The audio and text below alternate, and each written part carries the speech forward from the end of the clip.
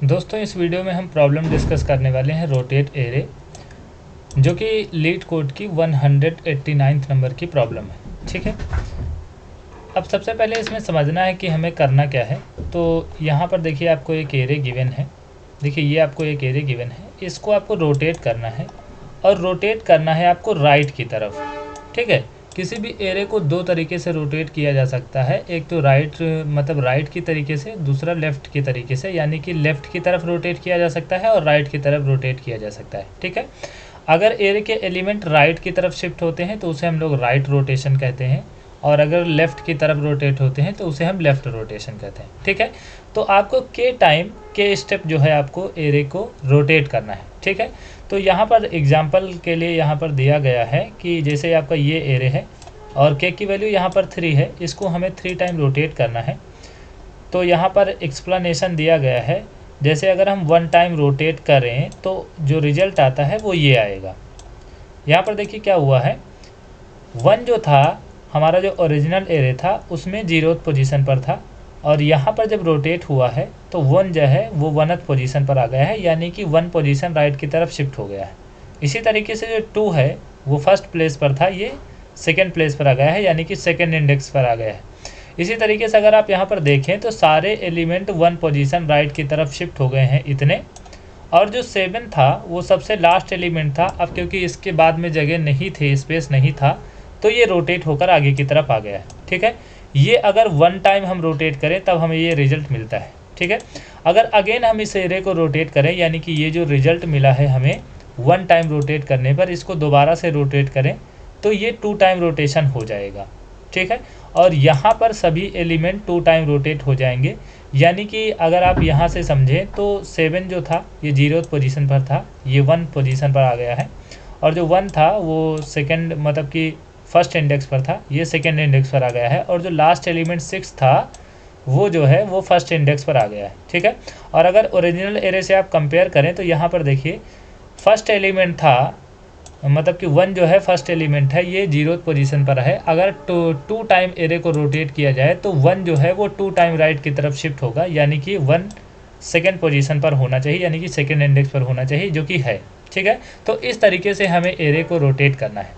और यहाँ पर देखिए ये जो फंक्शन है इसका टाइप जो है वो वाइड है, तो हमें सेम एरे में चेंज करना है, हमें यहाँ पर कुछ भी रिटर्न नहीं करना है। ठीक है, तो चलते हैं वन नोट पर, यहाँ पर इस प्रॉब्लम को अच्छे से पहले समझ लेते हैं, उसके बाद में हम इसको कोड करेंगे। ठीक है, तो एरे यहाँ पर लिख लेते हैं सबसे पहले। तो यहाँ पर एरे में लिख लेता हूँ 1 2 3 4 5 6 7। ठीक है, ये हमारी एरे थी, और के इक्वल टू यहाँ पर दिया गया था 3।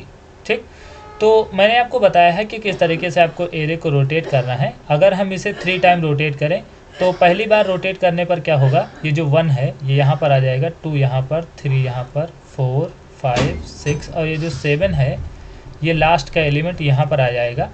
ये अगर हम 1 टाइम रोटेट करें, यानी कि के इक्वल टू अगर 1 होता तो ये रिजल्ट आता, और अगर के इक्वल टू 2 होता तो ये जो रिजल्ट आया है के इक्वल टू 1 के लिए, इसको हम 1 टाइम और रोटेट कर देते हैं।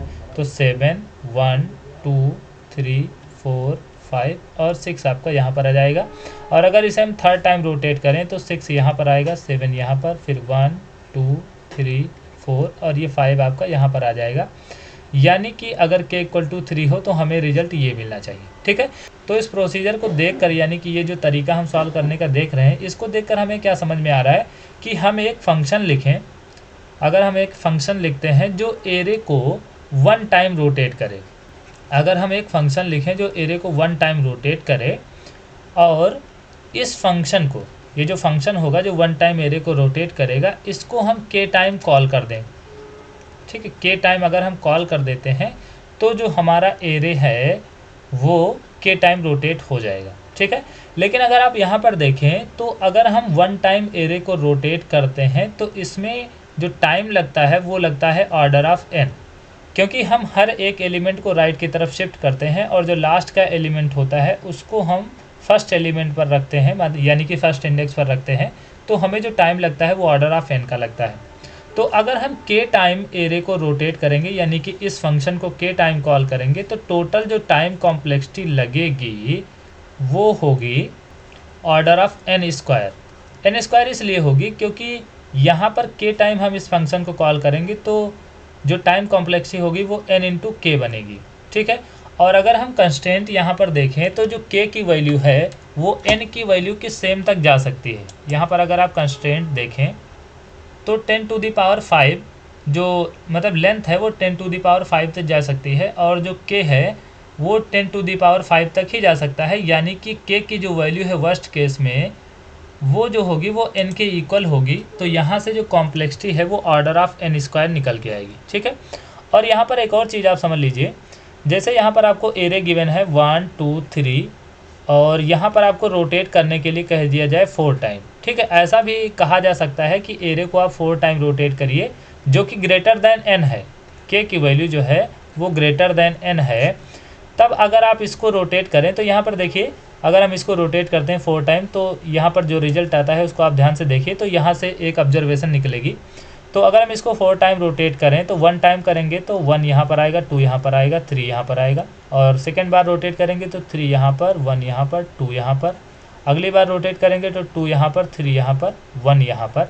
तो यहाँ पर देखिए एक और बार हम रोटेट कर लेते हैं इसको। तो एक और बार अगर हम रोटेट करें तो ये 1 यहाँ पर आ जाएगा, 2 यहाँ पर आ जाएगा, 3 यहाँ पर आ जाएगा, ठीक है। तो ये जो रिजल्ट आया है ये k इक्वल टू 1 पर आया है, ये रिजल्ट आया है k इक्वल टू 2 पर, और ये रिजल्ट आया है k इक्वल टू 3 पर, ये रिजल्ट आया है k इक्वल टू 4 पर, ठीक है। तो यहाँ पर अगर आप k इक्वल टू 1 का रिजल्ट देखें, k इक्वल टू 1 का अगर आप रिजल्ट देखें तो ये k इक्वल टू 4 का जो रिजल्ट आया है उसके है सेम, ठीक है। इसी तरीके से k इक्वल टू 0, यानी कि अगर हम एरे को रोटेट ना करें तो उस समय k की वैल्यू 0 रही होगी। तो k इक्वल टू 0 पर जो रिजल्ट आया है वही आया है k इक्वल टू 3 पर, ठीक है। यानी कि अगर हम किसी भी एरे को n से ज़्यादा टाइम रोटेट करेंगे, ठीक है, n या ग्रेटर दैन n या फिर इसके इक्वल अगर k की वैल्यू होती है, यानी कि एरे को हम जितनी उसकी साइज होती है उससे ज़्यादा या उसके बराबर रोटेट करेंगे तो जो रिजल्ट होगा वो जो प्रीवियस रिजल्ट आए होंगे उन्हीं के जैसा रिजल्ट आया होगा, ठीक है। तो अगर जो हमारा k है वो अगर greater or equal to n होता है तो हम क्या करेंगे, k को मॉडुलस कर देंगे n से।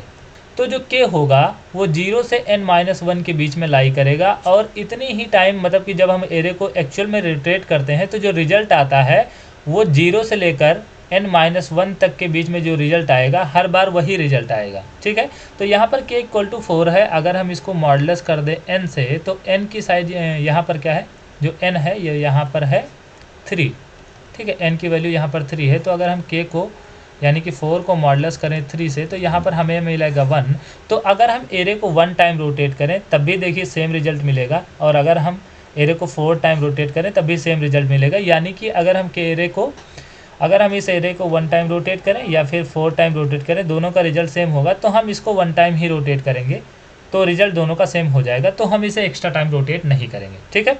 तो जो पहला तरीका था इसमें हम लोगों ने देखा कि कॉम्प्लेक्सिटी जो है वो ऑर्डर ऑफ n स्क्वायर आएगी, तो इसको हम नहीं यहाँ पर कोड करेंगे।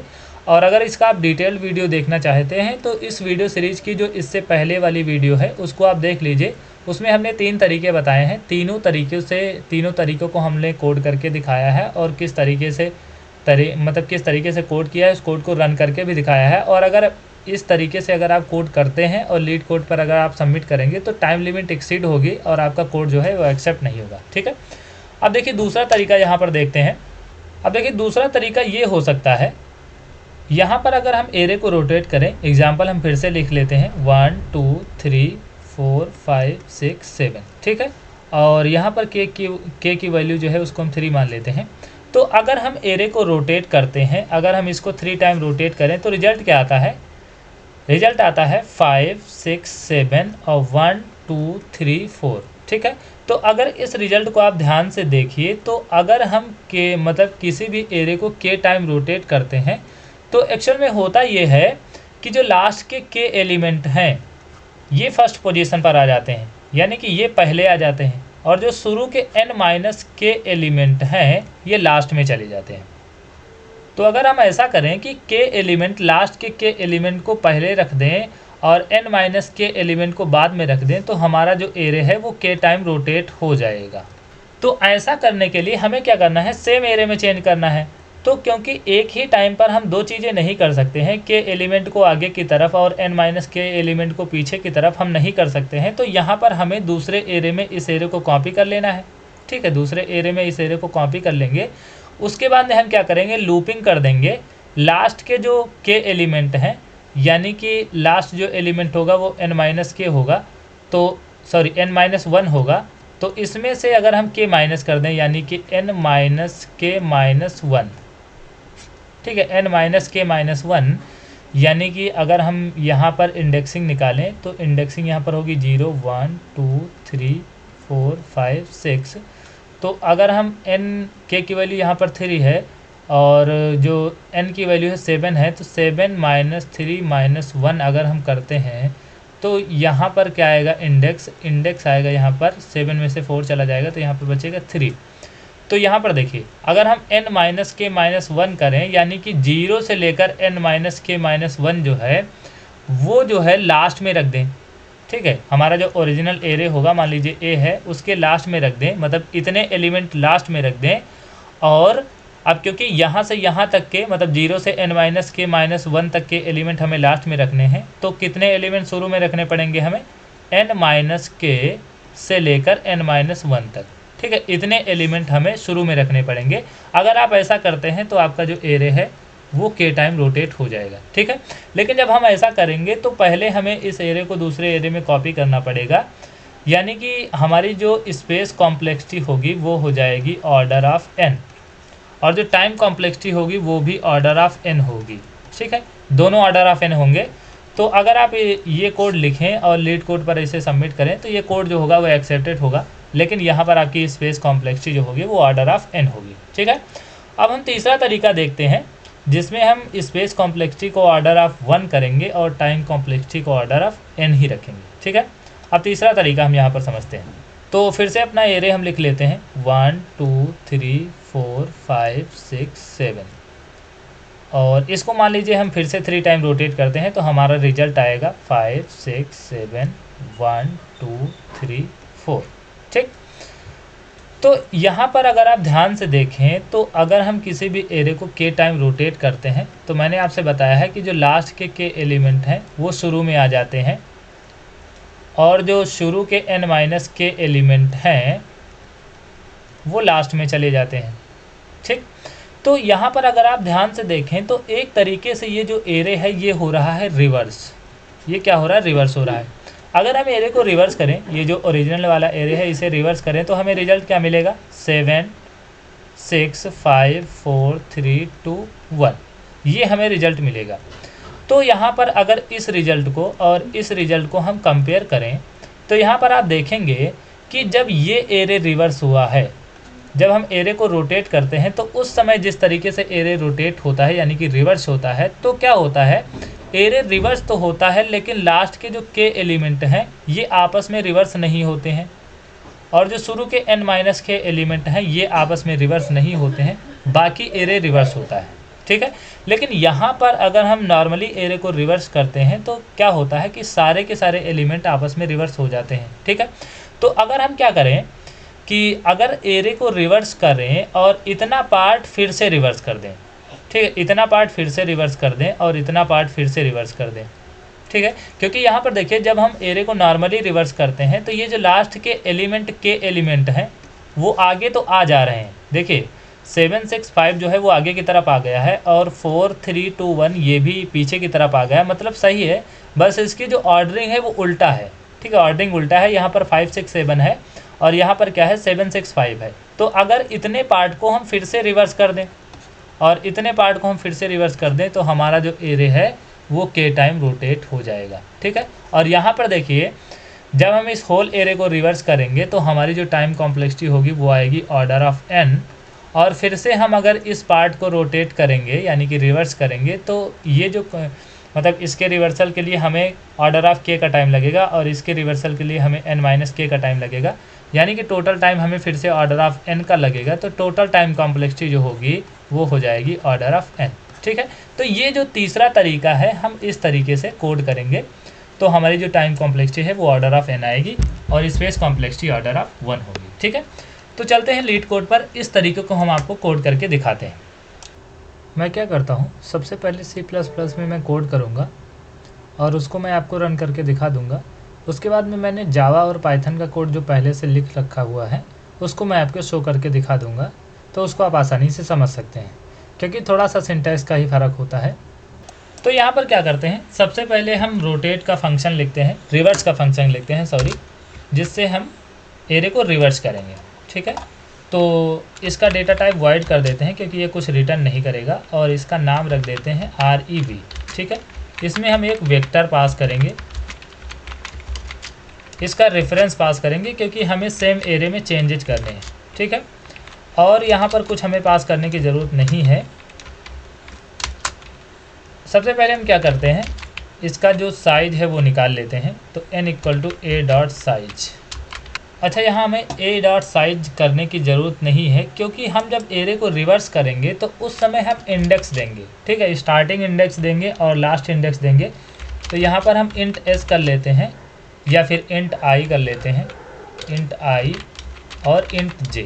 ठीक है, तो हमारा जो i होगा ये स्टार्टिंग इंडेक्स होगा और जो हमारा j होगा ये लास्ट इंडेक्स होगा, यानी कि हमें i से लेकर j इंडेक्स तक हमें एरे को रिवर्स करना है। ठीक है, तो यहाँ पर हम लूपिंग करेंगे while i is less than j। ठीक है, और हम क्या करेंगे, स्वैप कर देंगे a of i को a of j से। ओके, उसके बाद हम क्या करेंगे, i को प्लस प्लस कर देंगे और j को माइनस माइनस कर देंगे। ठीक है, एक बार रिवर्सल का कोड हम आपको समझा देते हैं ताकि आपको कोई परेशानी ना हो। देखिए हम एरे को रिवर्स कैसे कर रहे हैं। मैंने आपसे कहा है कि i से लेकर j तक ये स्टार्टिंग इंडेक्स और एंडिंग इंडेक्स होंगे। मत तो मान लीजिए कि हमारा जो एरे है ये 1 2 3 4 5 है और i हमारा जो है 0th इंडेक्स पर है और j हमारा लास्ट इंडेक्स पर है। तो मैंने आपसे क्या कहा कि while i is less than j, तो हमें क्या करना है, स्वैप करना है, स्वैप a of i से a of j को हमें स्वैप कर देना है। उसके बाद में हम क्या करेंगे, i को प्लस प्लस और j को माइनस माइनस। ठीक है, तो यहाँ पर देखिए i हमारा यहाँ पर है, j हमारा यहाँ पर है, तो i लेस देन j है, हाँ है, तो हम क्या करेंगे, a ऑफ i से a ऑफ j को स्वैप कर देंगे, यानी कि 5 फर्स्ट पोजीशन पर आ जाएगा और जो 1 है ये लास्ट पोजीशन पर आ जाएगा। उसके बाद i प्लस प्लस होगा यानी कि i यहाँ पर आ जाएगा और j हमारा माइनस माइनस होगा यानी कि j यहाँ पर आ जाएगा। ठीक है, उसके बाद फिर से क्या होगा, swap a of i a of j, तो ये दोनों स्वैप होंगे यानी कि 4 यहाँ पर आ जाएगा और 2 यहाँ पर आ जाएगा। फिर से क्या होगा, जब i प्लस प्लस होगा तो i यहाँ पर आ जाएगा, j माइनस माइनस होगा तो j यहाँ पर आ जाएगा। अब ये जो कंडीशन है i लेस देन j ये फेल हो जाएगी और 3 हमारा यहीं पर रह जाएगा। तो यहाँ पर देखिए हमारा जो एरे है ये रिवर्स हो गया और इसको रिवर्स करने में हमारा जो टाइम लगा है वो n/2 लगेगा। अगर मतलब कि i और j के बीच में एरे का साइज अगर n है तो हमें n/2 का टाइम लगेगा। ठीक है, तो इस तरीके से एरे जो है हमारा रिवर्स हो रहा है। तो चलते हैं लीड कोड पर। ये रिवर्सल का फंक्शन हमने लिख दिया है।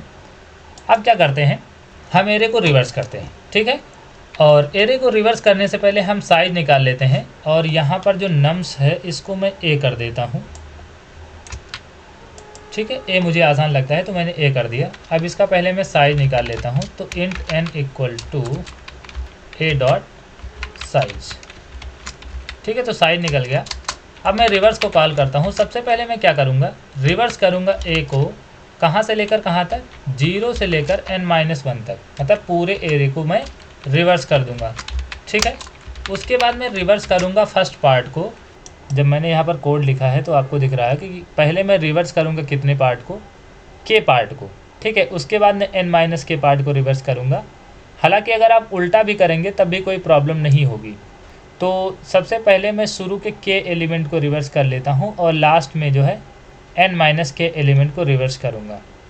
ठीक है, क्योंकि शुरू के हमें के एलिमेंट रिवर्स करने हैं तो 0 से लेकर k-1 हमें करना होगा। तो अगर 3 एलिमेंट को हमें रिवर्स करने हैं तो 0 1 2 हमें 0 से लेकर k-1 तक के पार्ट को रिवर्स करना है। उसके बाद में हम रिवर्स करेंगे k से लेकर n-1 तक के पार्ट को। ठीक है, इतने पार्ट को फिर से रिवर्स कर देंगे। अब देखिए केवल इतना कोड लिखने से हमारा जो एरे है वो रोटेट हो जाएगा k टाइम। ठीक है, अब इसको रन करते हैं तो यहाँ पर देखिए एक्सेप्टेड हो रहा है। अब इसको मैं सबमिट करता हूँ, देखते हैं कोई प्रॉब्लम तो नहीं आती है। अच्छा, रन टाइम एरर हो रहा है। एरे आउट ऑफ बाउंड हो रहा है। अच्छा, यहाँ पर देखिए हमने क्या किया है, हमने मॉडुलस नहीं किया है। ठीक है, ये जो मॉडुलस हमें करना था ये हमने नहीं किया है, इसलिए यहाँ पर एरो जो है वो आउट ऑफ बाउंड हो रहा है। तो हम यहाँ पर कर देंगे if k is great or equal to n. ठीक है, ये हमने नहीं किया है, तो k equal to k modulus n. ठीक है, ये प्रॉब्लम आ रही थी तो हमने इसको मॉडुलस कर दिया। तो अब इसको रन करते हैं, फिर से सबमिट करते हैं, तो अब देखिए कोड जो है एक्सेप्ट हो रहा है। ठीक है, और यहाँ पर हमने 33 मिली सेकेंड में इसको रन किया है और जो मेमोरी हमने कंज्यूम की है वो 94% बीट की है, 24 MB हमने मेमोरी यूज़ की है। ठीक है, अब मैं आपको जावा का कोड शो करके दिखा देता हूँ। देखिए यहाँ से जावा को मैं सिलेक्ट करता हूँ। देखिए ये जावा का कोड है। ठीक है, यहाँ पर जो स्वैपिंग मैंने की है वो मैन्युअली की है। मैंने पहले एक वेरिएबल लिया है, उसमें आप आई को असाइन किया है, उसके बाद ए ऑफ आई को ए ऑफ जे में, फिर हमने क्या किया है ए ऑफ जे में टी को असाइन कर दिया है, यानी टेम्परेरी वेरिएबल। ठीक है, तो इस तरीके से हमने रिवर्सल का फंक्शन लिखा है। और उसके बाद में जो हमारा मतलब मेन फंक्शन था रोटेट वाला, उसमें पहले हमने लेंथ निकाला है एरे की। अब क्योंकि एरे में मतलब जावा में एरे का जो साइज़ है, यानी कि हाँ एरे का जो साइज़ है वो लेंथ से निकाला जाता है, ये प्रॉपर्टी होती है। तो यहाँ पर हमने साइज़ निकाल लिया है। उसके बाद में अगर k great or equal to n होता है तो हमने मॉडुलस कर दिया है, फिर इस फंक्शन को हमने कॉल कर लिया है। ठीक है, सेम तरीके से हमने कॉल किया है। अब हम पाइथन का कोड आपको शो करके दिखा देते हैं। देखिए ये आपका पाइथन का कोड है। यहाँ पर हमने फंक्शन लिखा है, रिवर्सल का फंक्शन हमने लिखा है, और यहाँ पर स्वैपिंग हमने इस तरीके से की है। पाइथन में आप इस तरीके से स्वैप कर सकते हैं कि अगर आपके पास 2 एलिमेंट है उनको आप स्वैप करना चाहते हैं तो इधर आप मतलब एक ऑर्डर में लिखिए और दूसरी साइड में ऑर्डर चेंज कर दीजिए, तो जो वैल्यू होंगी वो आपस में स्वैप हो जाएंगी। ठीक है, और पाइथन में i++ और j++ वर्क नहीं करता है, तो हमने इस तरीके से इंक्रीमेंट और डिक्रीमेंट किया है। उसके बाद में ये जो आपका रोटेट फंक्शन था, इसमें हमने सबसे पहले लेंथ निकाली है ए की। यहाँ पर जो लिस्ट है उसका नाम हमने ए रखा है, और अगर के वाली ग्रेटर देन और इक्वल टू एन होती है तो हमने मॉडुलस कर लिया है। उसके बाद इस फंक्शन को हमने रिवर्सल के फंक्शन को 3 बार हमने कॉल किया है। ठीक है, तो मैंने आपको दोनों कोड शो करके दिखा दिए हैं। तो आशा है दोस्तों ये वीडियो आपको पसंद आई होगी। अगर ये वीडियो आपको पसंद आई है और अगर आप हमारे चैनल पर नए व्यूअर हैं तो प्लीज़ चैनल को सब्सक्राइब कीजिए, वीडियो को लाइक कीजिए। बहुत ही जल्द हाजिर होता हूँ ऐसे ही इंटरेस्टिंग वीडियो के साथ। तब तक के लिए धन्यवाद।